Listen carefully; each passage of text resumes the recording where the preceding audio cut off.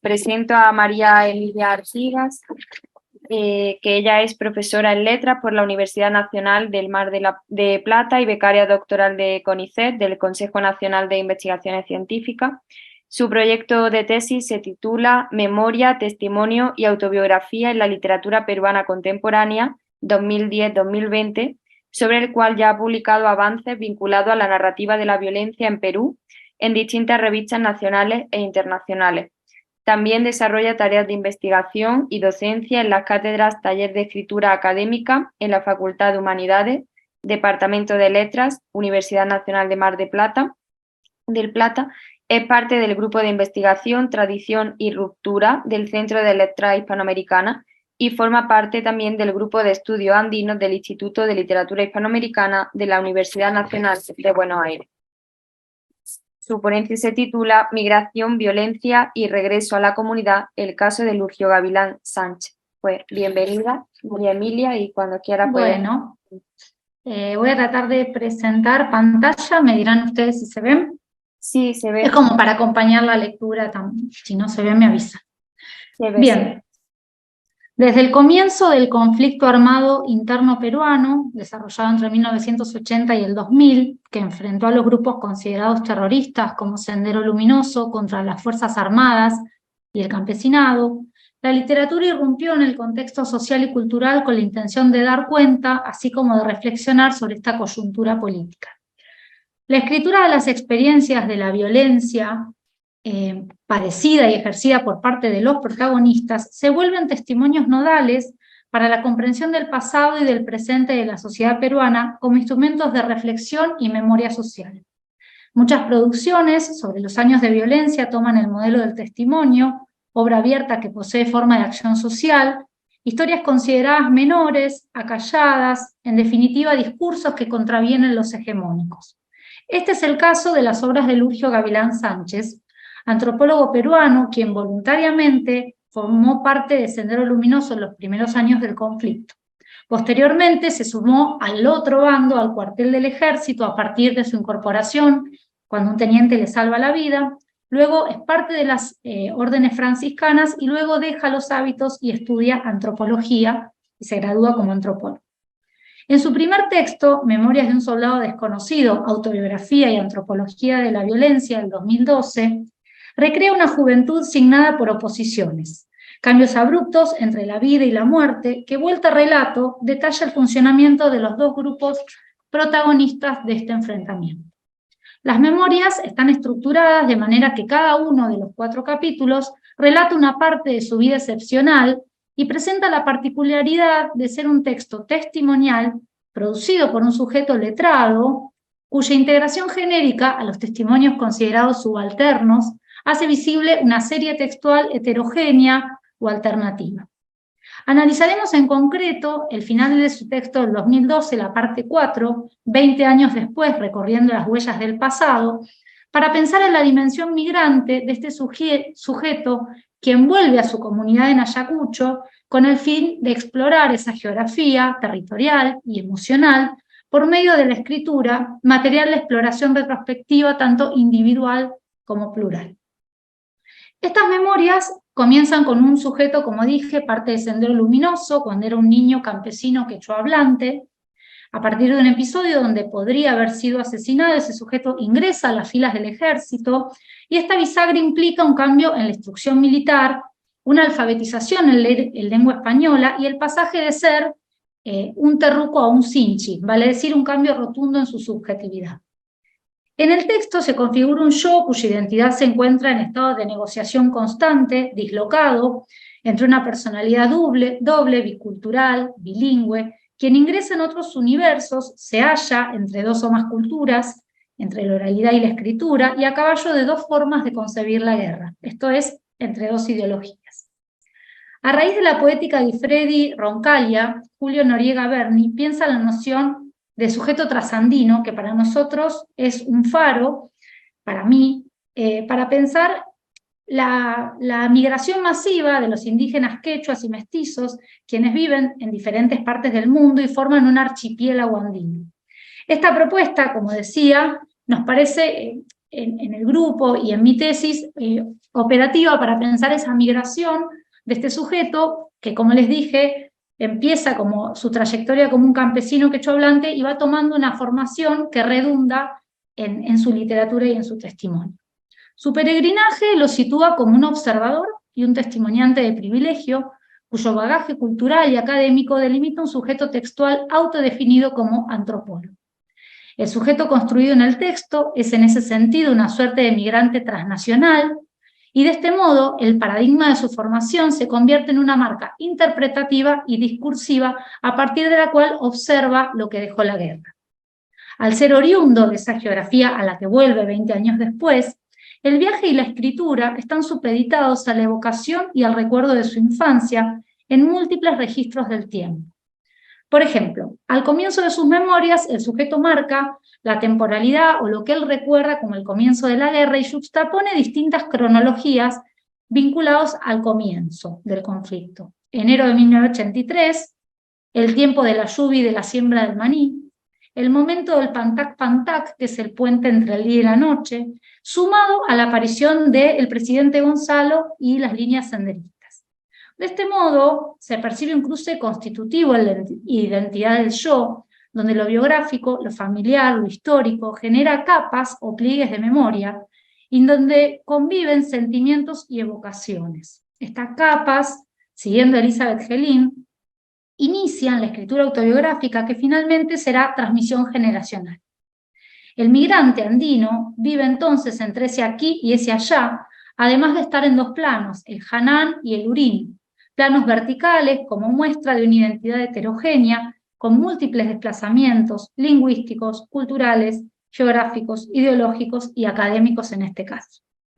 En el capítulo final, el sujeto testimonia su migrancia y manifiesta las elucubraciones en torno a la memoria y al olvido.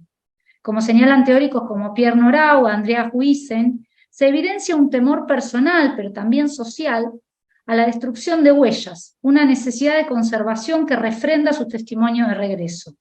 En dicha línea, el recorrido es una muestra de la obsesión de la memoria y el espíritu memorialista aludidos por estos teóricos.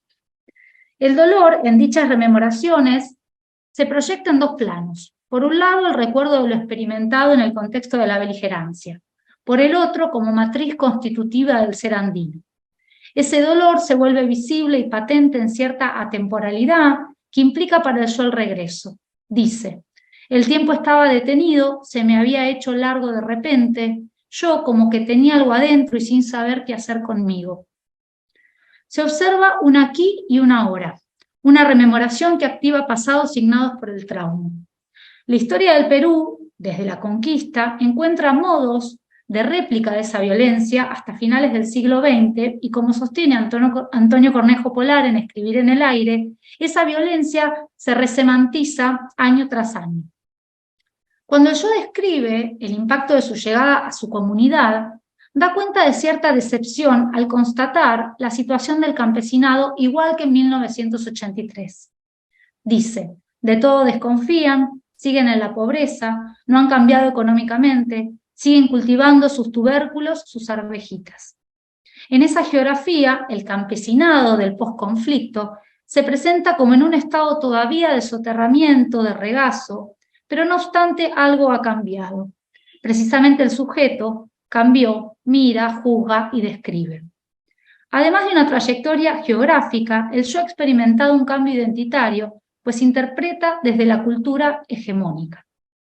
La tensión, entonces, entre el estar aquí y allí, como los mundos culturales propios de la identidad de este sujeto andino, permiten pensar en la posición física de un yo, quien necesita revisitar ciertas zonas en aras de reubicarse, evocar, buscarse en los rastros.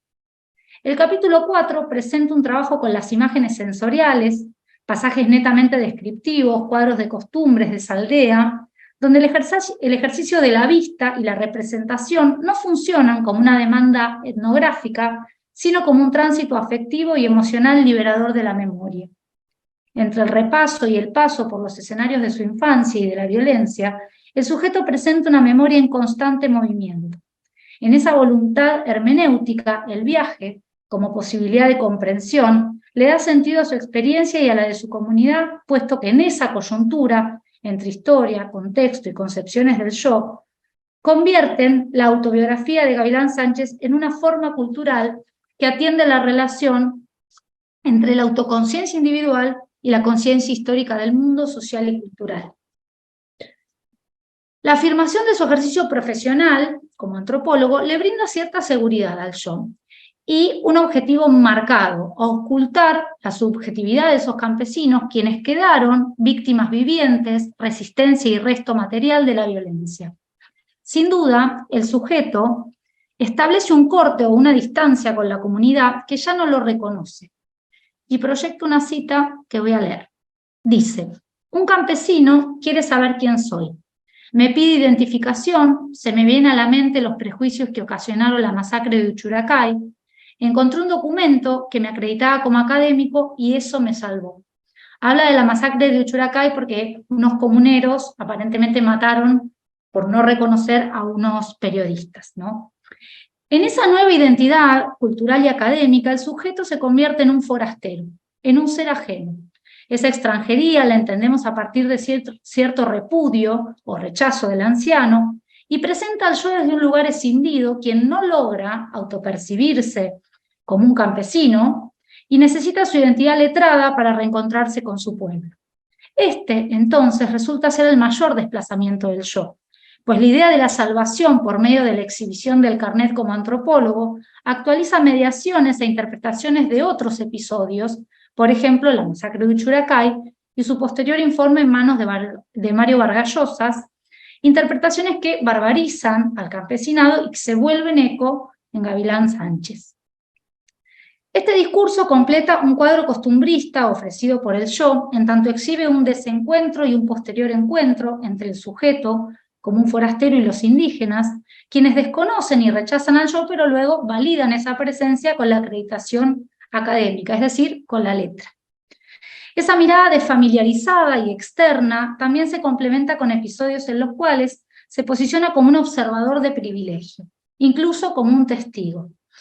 En la última parte hay muchas zonas del texto donde se describe desde qué punto de vista observa, qué es lo que alguien no ve que él está observando. Entonces, esa actitud, salvando las distancias, lo convierte en un antropólogo un poco como voyerista, ¿no? Como una actitud de mirar sin ser visto.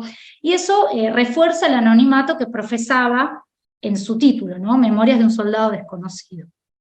Tomo una reflexión, podría dejar de compartir porque ya está. Tomo una reflexión de George Agamben, una reflexión biopolítica, donde define al testimonio como un decir paradójico o doblemente imposible. Él habla de los campos de concentración nazi, pero pienso, a la luz de estos aportes, que el testigo es un sujeto deshumanizado y privado de su lengua, que es sobreviviente, pero que atesta fallidamente un trauma irrecuperable de quienes murieron, ¿no? Ese estar aquí y no estar ahí, ser y no ser parte de algo.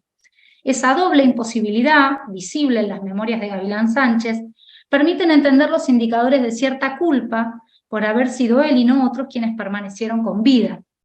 El testimonio de quien ve, vive y narra inflexiona distintas formas de la experiencia que conectan al sujeto con el campo de lo sensorial y, como decía, de lo visual.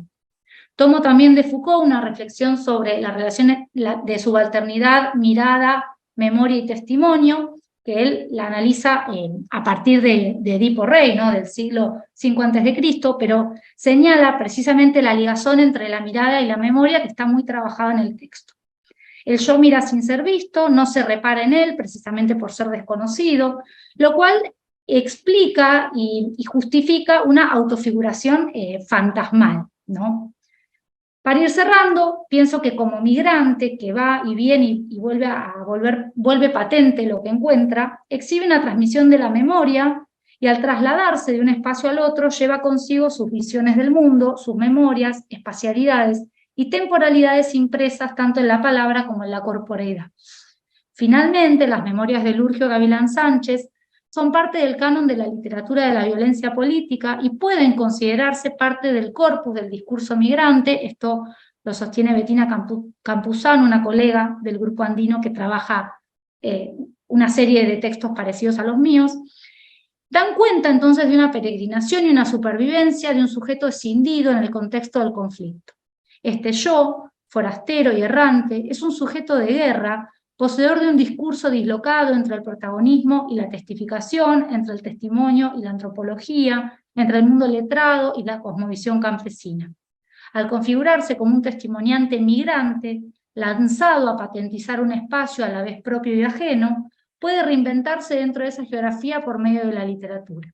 De esta forma, sus memorias logran mostrar la convivencia compleja de distintas autofiguraciones, múltiples tiempos y posibilidades para la rememoración tanto individual como comunitaria. El viaje de regreso es enfrentado por varias identidades. Entre las múltiples posiciones que lo dislocan, es también un testigo de los horrores de la modernidad en el espantoso rostro de la guerra, que luego del silencio empieza a hablar porque ha visto toda la barbarie cometida por Sendero y por el ejército. Se amalgama entonces dos o más lugares y, como sostiene Cornejo Polar, el desplazamiento migratorio duplica o multiplica el territorio del sujeto y lo condena a hablar desde más de un lugar con un discurso doble o múltiplemente situado. También, agregó yo, tiempos múltiples donde no se diferencian todavía las secuelas y los alcances del conflicto y del posconflicto. Gracias.